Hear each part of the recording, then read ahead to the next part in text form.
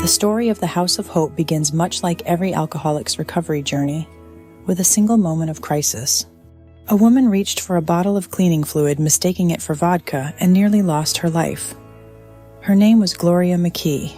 Gloria McKee took a toxic chemical thinking it was vodka, and it burned her throat, esophagus.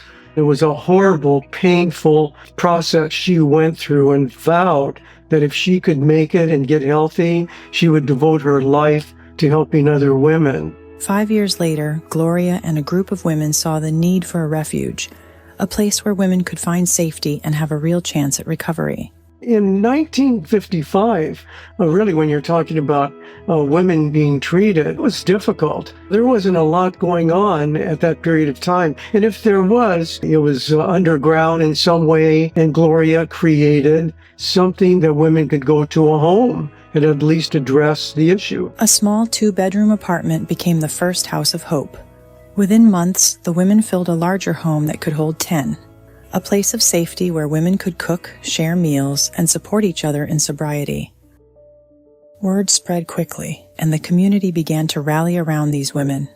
From donations of food and clothing to fundraisers and open houses, nurses, church groups, service clubs, and neighbors gave what they could, helping keep the doors open. There was such a need for finances. No woman ever paid for treatment at the House of Hope. The mission statement was really around a woman that has a desire to be treated will not be turned away. And I love that mission statement. It's powerful. And today it stands so that if you desire treatment, we'll find a way. Fueled by community support, the House of Hope was able to grow, moving from one rented home to another across Long Beach.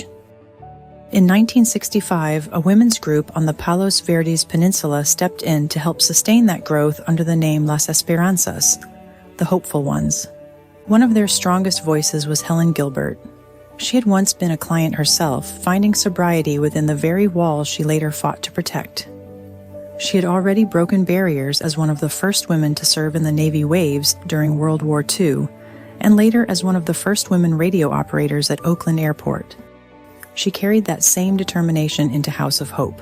By the late 1960s, the House of Hope was still a home without a foundation. Its women had found sobriety inside rented rooms, but to endure, it needed soil of its own. And Helen Gilbert knew exactly where to plant it. Helen Gilbert, known as Grandma Helen, found the home where it's at right now on 9th Street, but it wasn't easy. The house Helen found had history in its walls. Once the Luke Kelly House, home to a saloon keeper in San Pedro's waterfront days. A century later, it would become a refuge for women rebuilding their lives, a house once tied to alcohol, now devoted to recovery.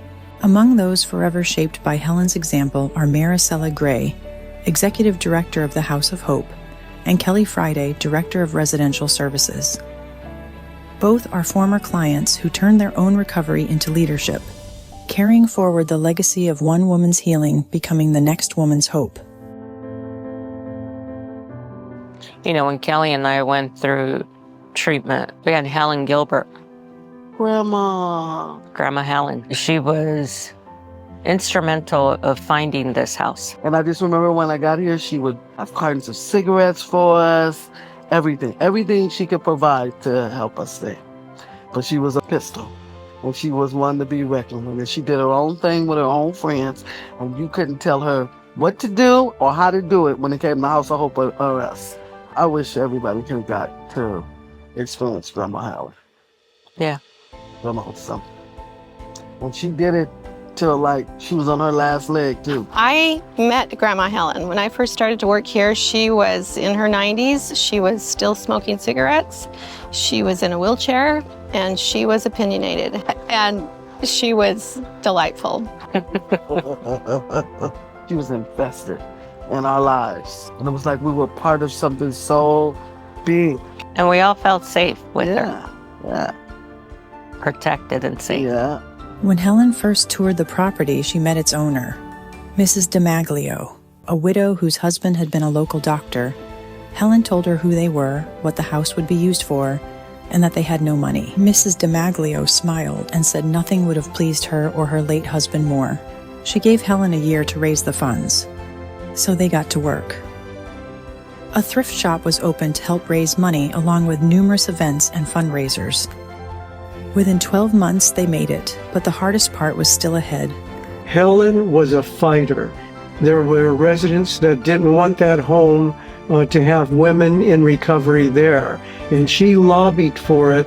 She went to each home and would take the program director and would talk to people and take care of it, and ultimately it was accepted, and now they love it there. The residents just love it. And so, the House of Hope found its home in San Pedro. Its roots finally grounded, its doors open for every woman who would follow. With roots finally planted in San Pedro, the House of Hope could grow deeper. What began in a 2-bedroom apartment was becoming a model for women's recovery throughout Los Angeles County.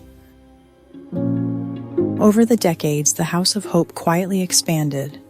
One house, one renovation, one donation, one woman at a time. Every improvement carried the fingerprints of a community determined to keep hope alive. Among the many people who've supported that growth is Mary McKelvey, who knows what it means to rebuild a life from the ground up. My name is Mary McKelvey, and I am a longtime supporter of the House of Hope and of the women who reside here and have resided here. You know, it really has evolved into a house that is really rock solid. And you have to have that stability and the pillars of stability in order to create a refuge for women who many are coming right off the streets. By the late 1970s and 80s, cottages that once provided rental income were converted into sober living housing. The House of Hope evolved from informal peer support into a structured, licensed recovery program, among the first in Los Angeles County to serve women exclusively. The organization earned its California state license and by 1989 became eligible for county contracts, which brought stability but never certainty.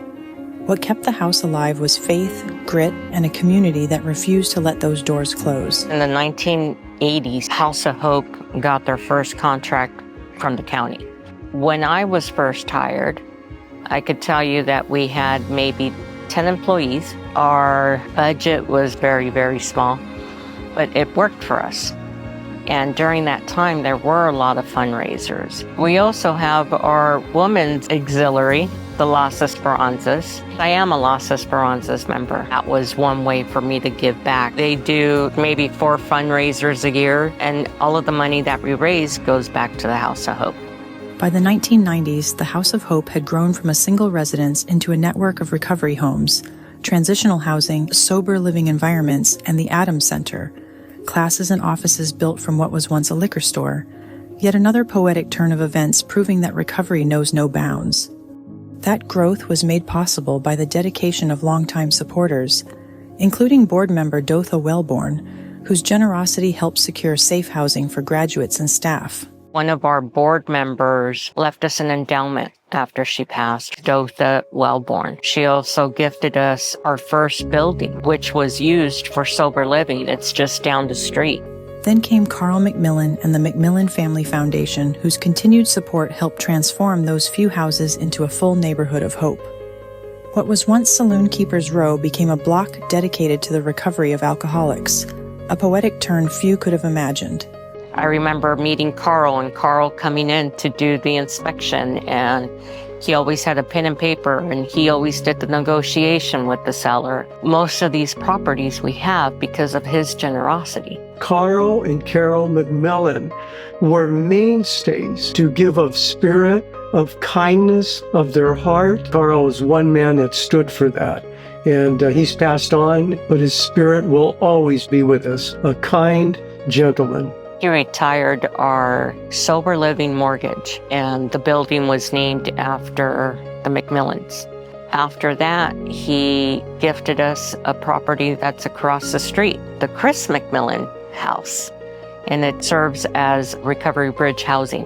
So it provides free housing for the women to go into outpatient. After that, it was Bobby's house, and it was named after her as a thank you for the dedication and years that she gave to the House of Hope. Then came Merle's house. Merle's house added 6 additional beds to our residential program. It's kind of like a stepping stone. But even with the properties secured, stability was still fragile, until a new opportunity appeared.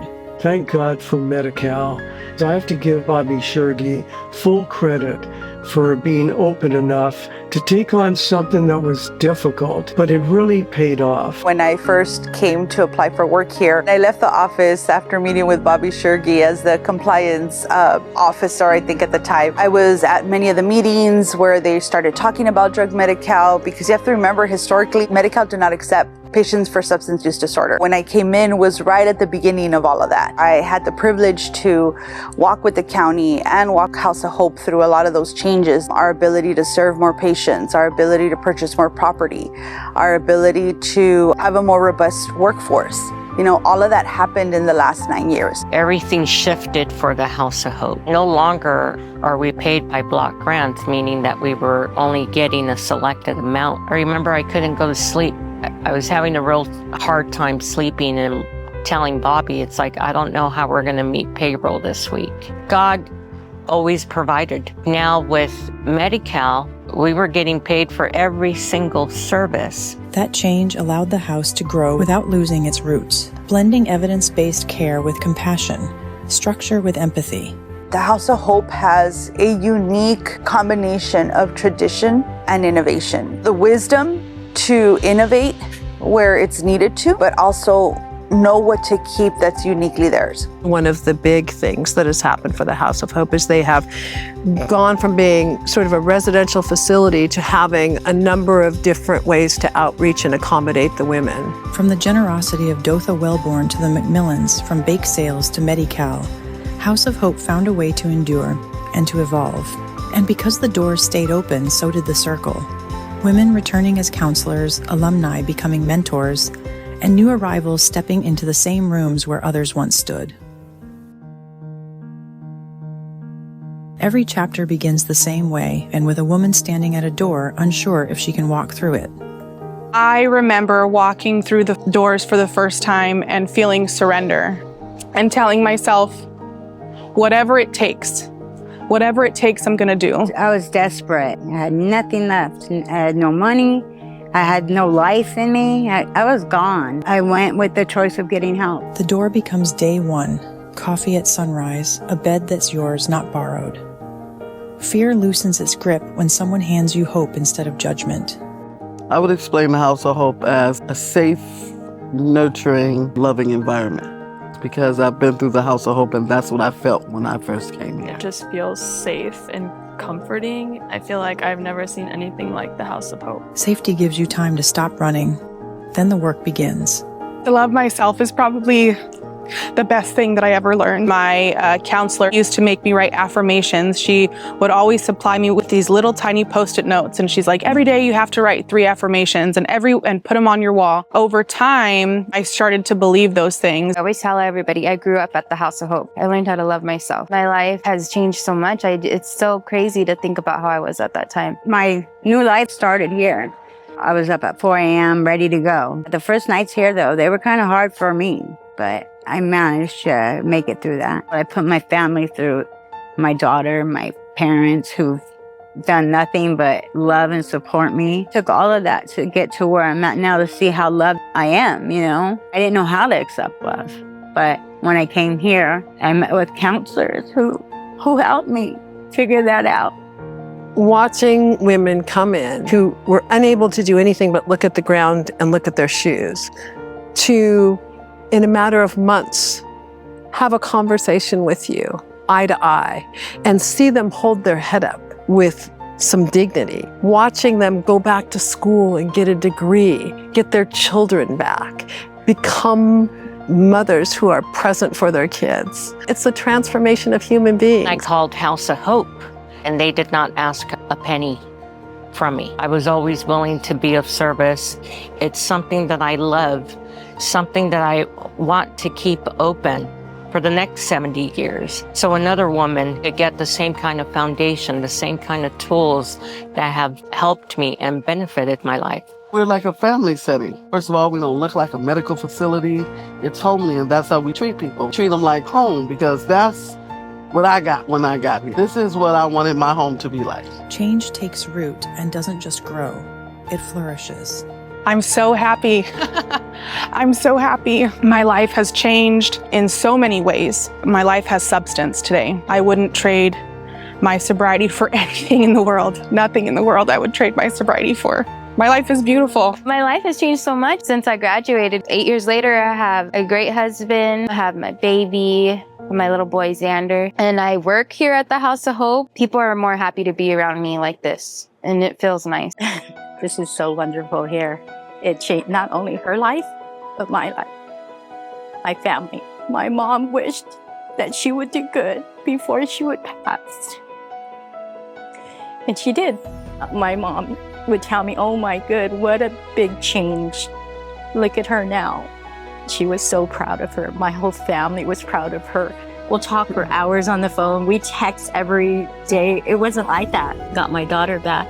I see that beautiful person that she's always been, realizing that everything that she's actually capable of. I've forgiven her for everything. It's all forgiven, and we're gonna move forward and continue our lives together and be there for each other. What began as one woman's second chance has become a living chain of recovery. Each story lighting another, each open door reminding us that hope isn't something you keep, it's something you give.